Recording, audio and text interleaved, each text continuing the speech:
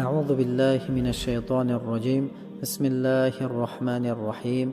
الحمد لله رب العالمين، والصلاة والسلام على رسولنا محمد وعلى آله وأصحابه أجمعين.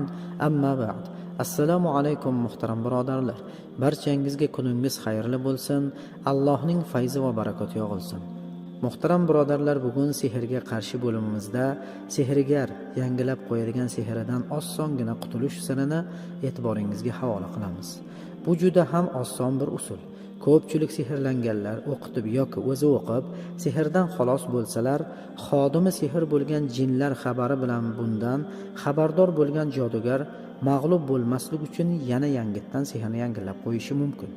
Shuning uchun biz bugun shunday mazlumlar uchun eng qulay bir usulni tayyorladik.